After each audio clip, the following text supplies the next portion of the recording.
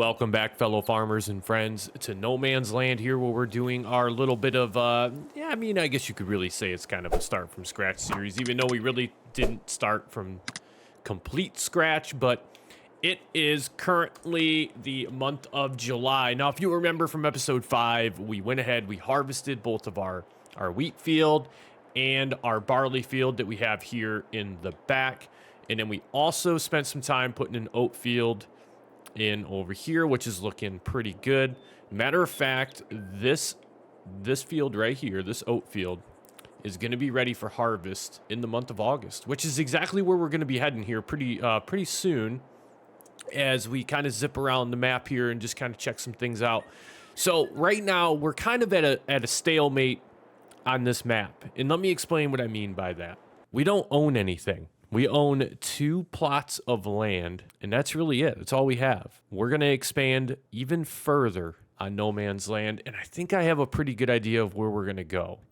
I want to go down, and I want to take a look at plot 45. So let's go do that real quick. Now, what I'm looking for in the expansion is basically a nice little flat area of land that we can put more fields on. And I kind of got to thinking about it as I was getting into the episode here, getting everything set up. I just feel, 45 is just some prime real estate to throw a big field in. I mean, we can go from all the way from over here down to just behind our little community here. We're still going to have plenty of room, because I would probably stop the field about right in this general area right here. We have all this room out this way to go. We have all this room over here to this tree line to go. I really feel like area 45 here, plot 45, is going to be ideal for putting another field in.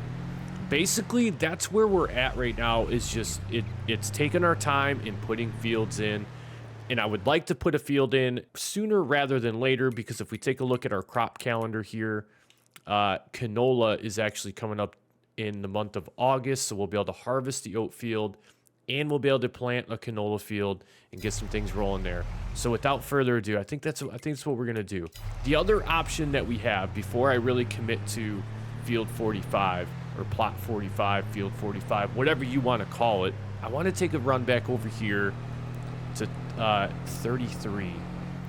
The more I thought about 33 after we talked about it the other day, the more I don't know. The more I just really kept thinking about it, and I'm like, man, I could come in here and clean a lot of this stuff up. We could come in here and do a little bit of logging. We could take care of these trees and get all this stuff taken care of, clean this whole area out, and then we would have all of plot 35. We would take these withered grapes out. We'd have all of, plot 35. We'd have all of plot 33 to really mess with. It's just, there's so much room here. I think it's going to be 33. I think we do 33. It's just, we're going to have more land to play with if we do 33. So our mind is made up. It's $85,000. We're going to purchase it. We are slowly working our way around and rebuilding this map. Now, there's a couple things we need to take care of. 1 is the barn. 2 is this field over here. So let's go ahead and get that stuff knocked out. Field 33 is going to be, it's going to be pretty big. Now, a couple things I want to do here, and I'll work through this, and we'll cut out, because you guys don't really want to watch me just cut all these trees down. But I'm going to do some logging. I'm going to get this area of trees cleaned up. I'm going to get this little crop of trees here cleaned up. I'm going to take all of it out. I want all of field 33 to be available to us for purposes of putting fields in. We could almost even put 2 fields in. We could put 2 fields in and really maximize the land here. But yeah, I need to head back in the truck. I need to head back, get our chainsaw, get everything gassed up, ready to go, sharpen the chains for the chainsaw. Yeah, and we're gonna get to work. We got a lot to do, and I want to get it taken care of. Well, all right, we have commandeered the Massey Ferguson, mainly because we can put a front loader on the Massey here. And then, yeah, I actually have some big bag handler forks here on the front. Now, if what I've seen in other videos is accurate, I think we can actually use this to pick up logs. Look at this, ladies. Look at that. Tell me that's not the coolest thing you've ever seen. Look at that. Oh, yeah. Oh, yeah, this is a game changer right here, ladies and gentlemen. All right, we're going to get busy. I'm going to cut some, I'm going to do a lot of lumber work here, cutting a lot of trees down, and then that's going to take care of the month of July. We'll catch up in the month of August once we get all these trees sold off. Well, all right. That is a wrap on the majority of the trees. There's still a couple more that we probably could have cut down, probably should have cut down, but at this point, I was so tired of cutting trees down. Yeah, we're just, we'll handle the remainder of the trees in another way, but I don't think the trees, for the most part, are going to be a huge issue, because I realized now what we can do, because we own plot 34 and now we own plot 33, is, yeah, basically, we can just plow east and west. So we can start over here and make our way out that way, and then we can plow in the opposite direction over there and use up the majority of plot 33. So yeah, we need to go back to the farm. I need to turn the front loader attachment in. I didn't purchase it because it was $7,000 or something along those lines, and I just didn't feel like spending that kind of money, especially after buying that plot of land. However, I am going to keep the front loader attachment itself. I feel like that's going to be something that's going to be very handy to have around the farm for future use. So yeah, we're going to hold on to that, turn in the front loader. And then, yeah, from there, I'm going to jump into the class. We're going to get these couple fields plowed up. And then next month, we're going to go ahead and get into the harvest for our oats. And then also get our canola field planted. And yeah, it's, you know, just a pretty simple summer here at No Man's Land. There's not a lot that I really want to be doing right now. There's not a lot that I have to do right now. So, yeah, we can kind of just choose our own path right now, if you will. But I'm going to go ahead and we're going to get started with plowing this field in, and then I'll catch up with you guys when this is completed. Well, all right, we are finishing up the last little strip here in this field. As you can see, this is going to be one of our, if not the largest field that we're going to have for quite some time, until we make some more money and can afford to put in more larger fields similar to this. Now, the one issue that I have seen here is, if you remember the grapes that were there that were withered and that we took down, yeah, it's still showing that they're here. So I don't, I have an idea of how we can fix this, but I'm not 100% certain if it's going to work. And that's to lease something like this right here. This is actually specifically designed for grapes and olives. So I think what we're going to do is, real quick, because we need it out here, we're just going to set that up right there. We're going to go mulchers. I think it was this one here. Yep, sure was. $229. Easy. Hopefully that's going to be an easy fix for us. We'll finish folding this up. We'll detach that. I really hope this fixes our issue here, because if it doesn't, I don't know what to do about this. All right, let's lower the mulcher, and let's turn the mulcher on. Is this going to do what we need it to do? No, not even close. It's not remotely close to what we need it to do. We're done with that. Yeah, realistically, I think we just need to come over here with the seeder and seed all this in. But before we can do any of that, there's one other thing that we have to do before we lime, before we fertilize, and before we seed this field next month. And that is to take soil samples. Now, I'm going to be completely transparent, completely honest with you guys. I have absolutely downloaded some modded equipment for taking soil samples. So realistically, right now, this is the one that you would normally get. I downloaded a few extras that have an extended range. So basically, this is going to do a 32.5 meter circle, 65 meter, 130, 260. Listen, ladies and gentlemen, I have the 260, and there is the size of the circle. I mean, we can do like 3 plots at one time right now, damn near, with this soil sampler, which, yeah, it's cheating. It's absolutely cheating, because I think right now this whole entire soil sample process right here is going to cost us $100 to get this whole entire field done. I literally need to pull up like right about in here and lower the sampling unit. take a soil sample, and we're already done. It also goes a lot faster than what it did previously, which is awesome. So yeah, let's send the soil samples for analysis. There it is. Soil samples been done already. $100 in that whole field is already done. I love it. Absolutely love it. Don't love that though.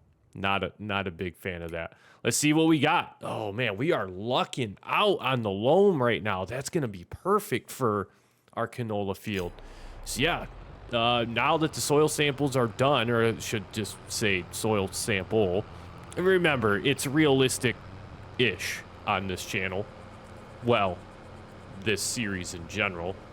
I mean, that literally just saved us like 45 minutes worth of work right there. That's, yeah, I'm happily gonna take that. Matter of fact, we're done with the soil sampler, so we can just go ahead and turn that back in now. And the next thing we're going to need to look at leasing is going to be a fertilizer / lime spreader. So let's go ahead and take a peek here, see what we got.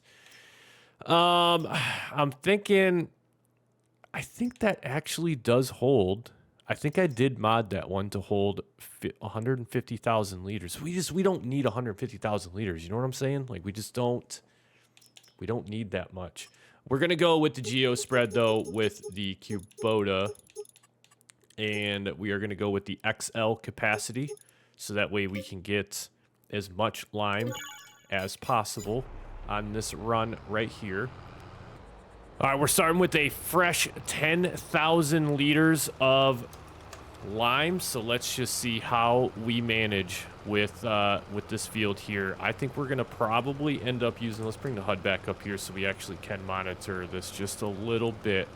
I think we're probably going to end up using all 10,000 liters of this. I would not be one bit surprised if that is the case. I mean, we're halfway through it, and we've not even done a headland yet. This is going to be a little rough. Yeah, we ended up using quite a bit of lime on this field. We're actually going to use almost 20,000 whole liters. We might not even reach the end of this before we run out again. That is incredible. Oh, we finished with 83 liters of lime. That's so... Holy good Lord. That is... Wow. 20,000 liters of lime to do this field. That's pretty crazy. That is pretty crazy. All right, let's go ahead. We're going to load up this last little big bag pellet here of lime and make our way back over to the farm. So I've decided we're going to wait until after we seed the field because I forgot this seeder right here will do both seed and fertilizing at the same time. So I'm just basically getting everything all set up. So realistically, this spreader, we don't need this anymore. No, we don't need it anymore. We're good. We can turn that back in. We have some fertilizer here. We have a total of 1089. And then do we still have anything left in... No, we don't have anything left inside the actual seeder itself. So we're going to definitely need to get some more seed and more fertilizer for next month when we do the canola planting. But that, yeah, for July, as far as I'm concerned, there's really not anything else I feel like we need to do. So we're just going to, yeah, we're going to go ahead and go to bed. And let's get into August so that we can plant and harvest. All right, so we're loaded up with fertilizer and seed. I am going to also change my seed over to canola because that's what we're going to be planting. Here's our oat field that's ready for harvest. But before we get to that, I'm actually going to run a little bit of an experiment here on this field over here in plot 33 because we need to get rid of those withered grapes. And so I am hoping that by doing this, it gets rid of the grapes. If it doesn't get rid of the grapes, I don't know what we're gonna do. To be completely honest, I don't know what the answer is. I don't know what the plan is gonna be. I don't recall having this issue the last time I did a series on No Man's Land, but I could be mistaken. Maybe I just didn't even have a field here. I was pretty certain that I did, but yeah, we'll see. Hopefully, moment of truth. Does it get rid of it? It does. Perfect. All right. I'm going to go ahead with that, and we might as well just finish up. We're going to seed this whole entire field, and then we're going to harvest the oat field after we get our canola field in. What a busy morning. The canola field, though, is officially done. Last bit right there, done up, finished. We did have to replenish our fertilizer. We ran out. We nearly used about 4,000 liters of fertilizer on that field, but that's going to be massive for us in the long run. That is going to produce a lot of canola for us, so I'm pretty excited about that. I do believe we should probably take a look. I don't think we're going to do it in this episode because there is, if you take a look at the weather, there is, unfortunately, there's rain coming. So we need to get busy on the oat field harvest, because if it starts to rain, we're not going to be able to harvest our field. And I would really like to get the oat harvested sooner rather than later. All right, let's get repositioned here. I think if I do the wheat field, we're probably just going to wait. I'll probably do that off camera, to be completely honest. Actually, wheat's not even until September, so it's even better. Don't even have to worry about it. What we need to do is get the... Oh, look at all of these big bag... Oh, man, I got stuff just spread out everywhere on this farm right now. What we need to look at, though, is we need to get a... We need a grain trailer. What's on sale? Speaking of which, look at that. $21,000. Oh no, that is so nice, but it doesn't fertilize. Yeah, it doesn't fertilize. I'd like to get a 2-in-1, to be completely honest. Let's see, what do we have for trailers here? I have a pretty good idea on one that we can use. It's a little slightly modded. It's slightly modded, but I think it'll do the job. Let's see, where is it? I think it's all the way down here at the end, maybe. It's right there. That's the one we're looking for. So if we go with capacity up to 1,200, I can tell you right now from experience, the capacity is not actually 12,000. I guess I should say it's not 12,000. It's actually 150,000. That's 50,000 liters right there. I think 11,000 is probably going to be a fair price. We're going to go ahead. We're going to purchase that. We now have a reliable grain trailer that we can tip everything into. The limiting factor that we have now is the Rostelmash combine harvester that only holds like 8,000 liters maybe. It doesn't hold much whatsoever. It's kind of a problem. It's probably a piece of equipment that we need to look at upgrading here very soon. But we're so far off from being able to afford a combine harvester, like we're gonna have to make do with the Rostelmash for right now.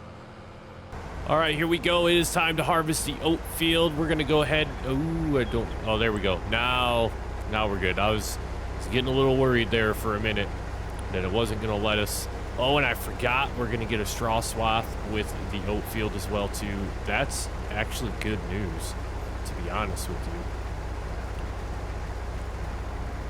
I am just very curious to see how much of a yield we end up pulling off this field here. Looks like the Rostelmash is going to hold. I think it is 8,000 liters. I'm gonna go ahead and get a pass here on the headlands done. I'm anticipating that our hopper is going to be full by the time we get this headland done. We're already coming up on 20% here pretty quick for capacity, so. Yeah, let me get this pass of the headlands done, and we'll take a look and see what our hopper capacity is here. All right, with the first pass done, we pulled just over 4,500 liters. Capacity is going to be 6,000. By my quick math here, my assumption is 6,000 is going to be the max capacity for the Rostelmash harvester.